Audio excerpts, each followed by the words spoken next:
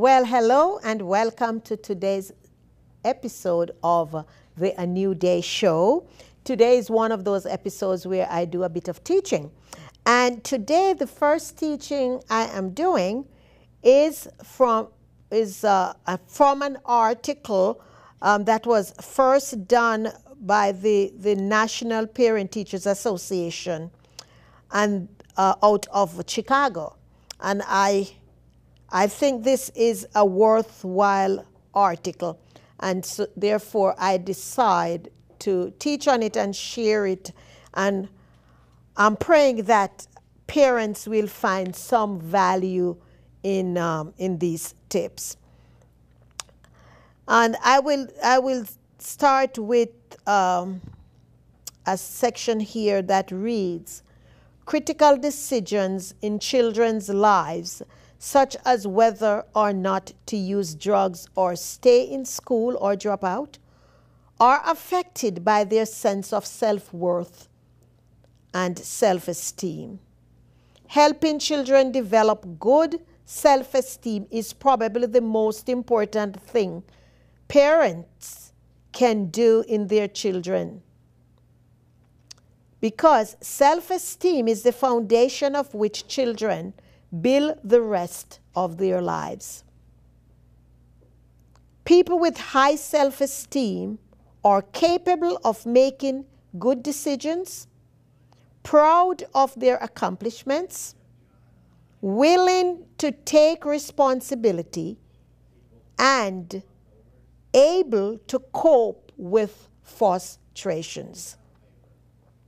Self-esteem is closely tied to family and environment. When children feel that they are listened to, take seriously, and genuinely cared for, their self-esteem gets higher. It's elevated. And I'm sure you and I, as adults, we too can agree with what is said here, because it is so true. I oftentimes say that I don't really think I could survive being a teenage in today's environment and society and in today's world, because it's nothing like when I was growing up, and I'm sure you adults and parents who are listening will say the same things. Things has drastically changed. And we as parents, especially those of us who are single parent, we must stay closely connected with our children. We cannot allow the stuff, the job, and the other extracurricular activities that we get involved in get in the way of us raising our children. So, with that being said, I think this is a great article, and I am going to go through 15 ways to help children to like themselves. And that is extremely important, because in my work, there are so many adults in both genders who still do not like themselves. They do not love who they are. So I think it is of vital importance for us to start molding our children to like themselves. Because when they have a true understanding of who they are, why they are, and they treasure themselves and see themselves as worthy, nothing will get in the way of that. So, the number one tip is reward children. Give praise, recognition, a special privilege, or increased responsibility, or for a job well done. Emphasize the good things they do, not the bad. And I would like to just expand on that a bit, because a lot of women finds difficulty in rewarding themselves. They don't buy the flowers for themselves. They don't take themselves out for a meal, to a concert, to a show, get a manicure, a pedicure, the hair done, whatever you can do. And the reason they don't do that is because they think that the obligations and the commitment to their spouses and children takes precedence over you taking care of yourself. If you are listening and you have ever been to my retreat, attending to self without being selfish, you understand exactly what I'm talking about, because there at that retreat, we spent 3 days showing women how and why it is of vital importance to love yourself, pamper yourself, and treat yourself like the queens that we all are.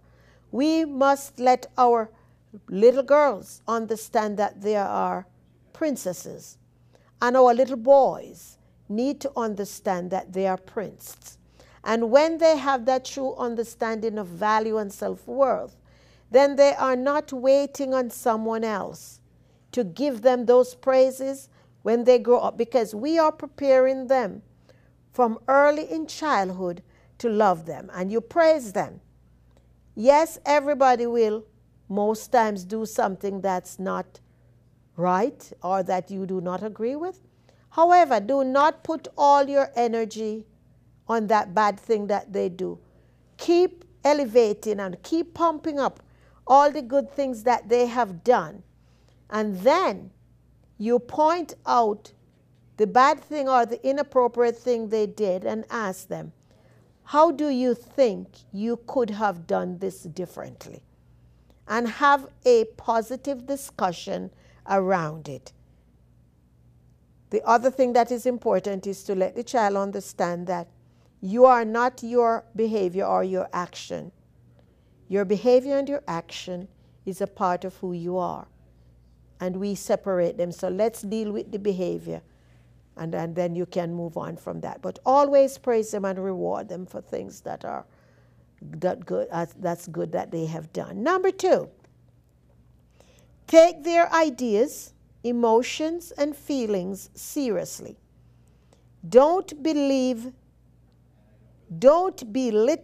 them by saying you'll grow out of it, or it's not as bad as you think. Discuss it with them. Explore their ideas, because a lot of parents nowadays, they are looking to have their children to fulfill their desires that they did not fulfill when they were younger. And it's really not fair for the children, because they have their own lives to live. They have their own vision, their own calling, and their own purposes. So discuss their ideas with them, their emotions with them. I was listening to a program the other day when this father, his son, I think, was 11 years old, and he told him that he was gay, and he was discussing from what stage he knew. And I applaud his father, because his father said, regardless of your sexual orientation, you are my child, and I love you unconditional. And these are some times when we as parents have to support our children, regardless of what it is that they tell us. Support them and let them know that we as parents, we are open and we are receptive and we are supportive, and they can always come to us for a discussion and get our opinion on it, with a clear understanding that we will never, ever prejudge them. Number 3, define limits and rules clearly and enforce them, but do allow leeway for your children with their limits. Do not carve it, do not tattoo it in your body parts. Be flexible. Be open. Discuss things. Why you want to do that instead of this. It is very important. I knew I grew up in the West Indies, and you dare not ask, when I was growing up, I dare not ask my parents why. Because the answer I would get is because I say so. And you and I, we know that because I say so is really not an answer to a question. And because of that reason, I grew up not being able to question an adult. And thankfully, as I grew up and became older and everything, that's not how it is. I know I challenge the status quo now. But if I had held on to my upbringing, I probably would have just sit down and just take everything and just settle for what's given to me. But thank God, the rebel in me did not go for that, and I'm not that person anymore. So I'm thankful for that. Number 4, be a good role model. Let your children know that you feel good about yourself. Also, let them see that you too can make mistakes and can learn from them. You know, I remember a long time ago, my son is now 29, and I remember when he was a child, he said to me, "Oh, I don't have to be Miss Goody Two-Shoe like you." And I said, "I'm not Miss Goody Two-Shoe. I make mistakes too, you know." But he just saw me. He didn't see me do a lot of wild things. And he just think that, oh, mommy go to church, and mommy only do this. Mommy don't go to the bars, and mommy don't smoke, and mommy don't do this. So mommy is a goody two-shoe. And I said to him, no, it's not true. I make mistakes too. And we sat and we discussed and pointed out some of the mistakes that I make. Yes, I wasn't promiscuous or anything like that. I wasn't dating, that I was living a virtuous life and things like that. I wasn't going out in the bars and things like that. I would drink a glass of wine and stuff. So he didn't see me getting drunk and all of that. I never smoked and all of that. But there were other mistakes that I made, and I point out to him that no, I am not Miss Goody Two-Shoe. And here are some of the mistakes that I've made.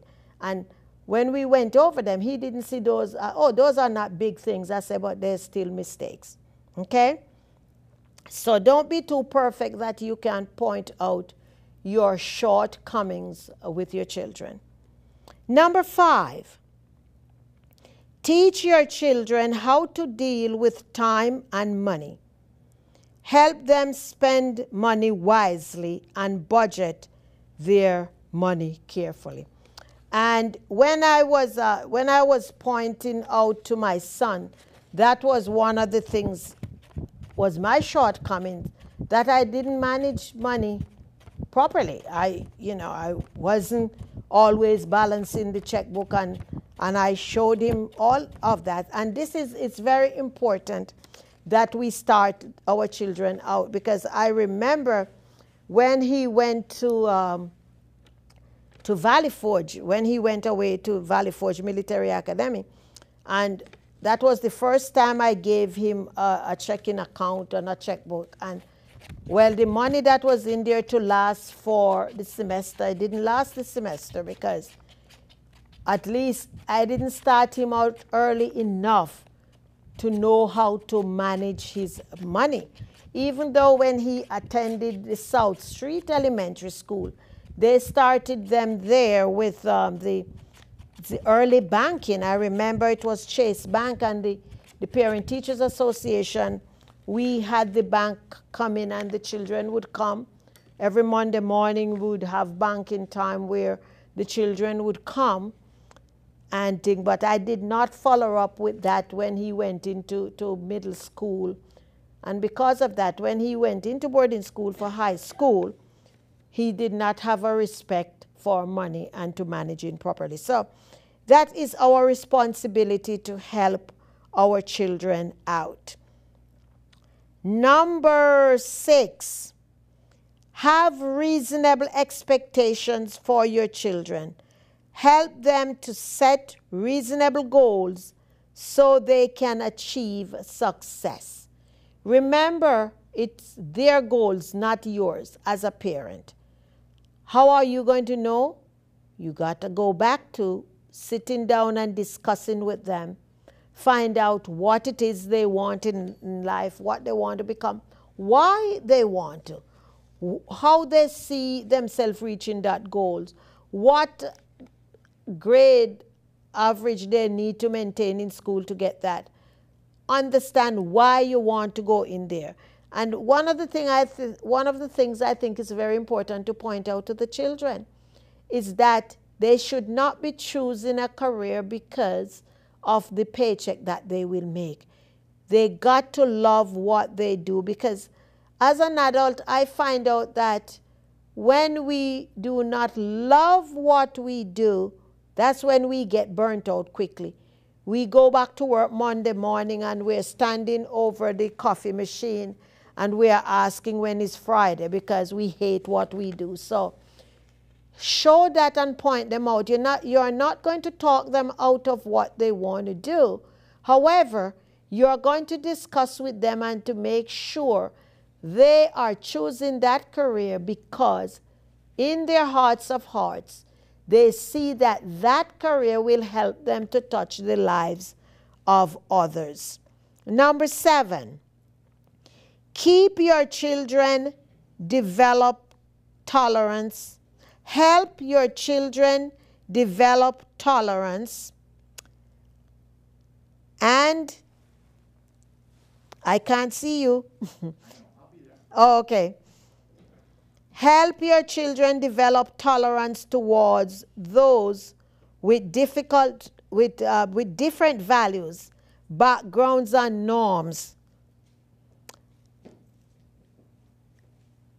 Point out people's strengths.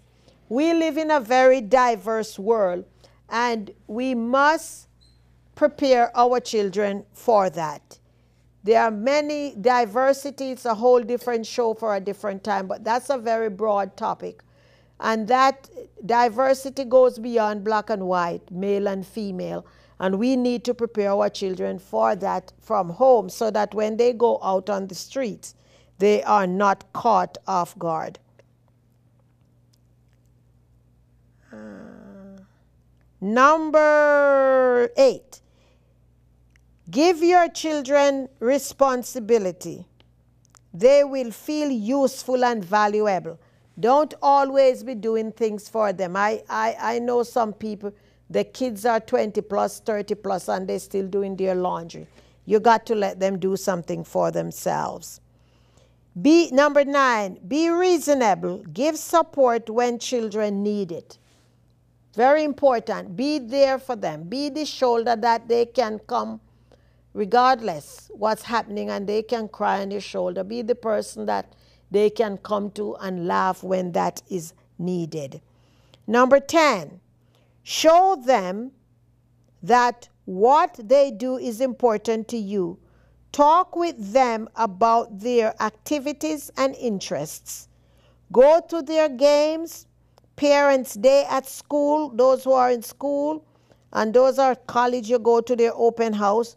Drama presentation, awards ceremony. Show up, show up, show up, show up. And if the place is too packed and you didn't get a seat close enough where they could see you, when you see them or when they get home, you draw a reference to something that took place there so they know, even though they did not see you eyeball to eyeball, that you were there. Number 11, express your values, but go beyond. Do this, or I want you to do that.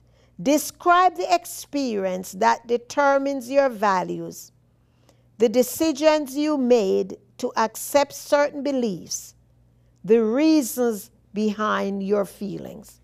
And I know that has a lot to do with political belief, religion, and spirituality. You know, I know there are some families that because your grandparents or great-grandparents was this or that, you want the children to be that. Let the children choose for themselves. So in order for that to happen, you got to discuss the reasons why. Debate it, negotiate it, and let them come with their own values of why they choose, and support them. You can disagree without being disagreeable. And don't let that split your family because they decide they're going to go to a different church or they're going to vote for a different political party. They are your children, and you support their choices. 12, spend time together, share favorite activities. It doesn't matter how big your children get. Take time out to go out with them for coffee, go to a movie, walk in the park, and just have some good conversation and laughter. It's quality time. If you have more than one child, you spend time with each person differently so that that is their precious and special time. Number 13, discuss problems without placing blame or commenting on the child's character. If children know that there is a problem but don't feel attacked, they are more likely to help look for solutions. So this goes back, and I think you can piggyback to when I say that we need to separate the children from their behaviors. And you discuss with them how they could best handle such a situation to get a more positive and better result.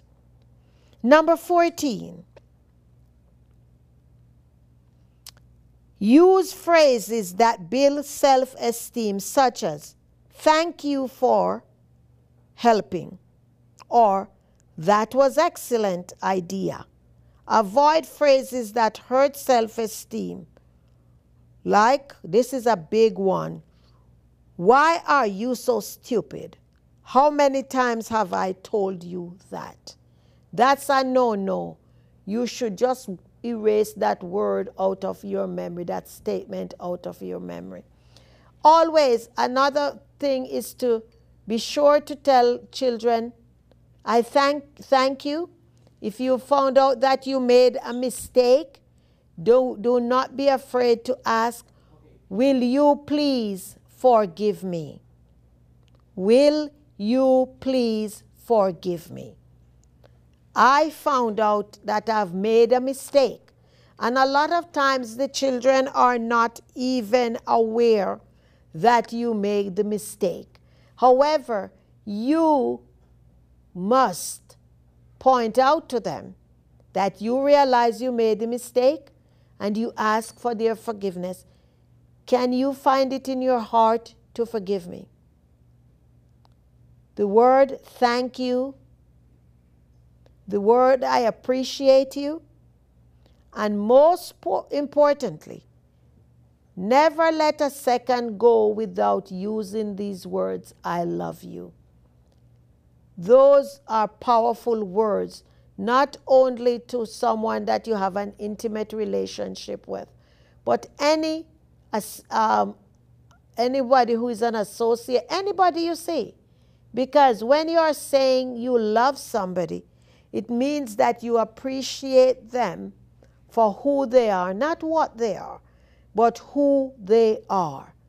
And there is nothing intimate about that love, but it's unconditional. And number 15, show how much you care about them. Hug them. Tell them they are terrific. And again, that you love them. Remember, praise is important. It is never too much to praise. Always praise. And praise does not mean you run out to buy and give expensive gift. It could be anything. When you're rewarding people, it does not need to be something expensive or extravagant. A hug, some flowers, a book, to go out for coffee, for tea, or something. But I know a lot of, I was speaking with a friend of mine today, and she was telling me that there was someone that she know that's been married for over 20 years. And the individual was speaking on the phone with their spouse. And they finished and they hung the phone up. And my friend turned to the party and said, "You did not even say I love you." And the person said, "Oh, please. Oh, we've been married over 20 years. We don't have to say that anymore." But I'm here to tell you, you shouldn't look on your life in showing appreciation as something that you have to. This is of vital importance, and to keep your relationship going, it is important to show appreciation. And one of those ways of doing that is to always tell someone, "I love you." And because I appreciate each and every one of you for tuning into the show, regardless of what station you're looking on, I want to tell you that I love you for doing that. And I want you to come back for part 2, because we are going to be talking about perseverance. And especially now that we spoke about the self-esteem, the 15 points for building self-esteem in children, there's going to come a time when we're going to need the perseverance to go through, because a lot of people are looking for microwave results, and that does not happen. So without perseverance, we are not going to be doing anything. So I'll see you next week when we are going to be talking about perseverance. So again, I appreciate you, whether you're watching me here on Comcast, that's my home station here in Danbury, Connecticut, or whether you are on any of the other stations that I appreciate you. So stay tuned for the next episode of the A New Day Show.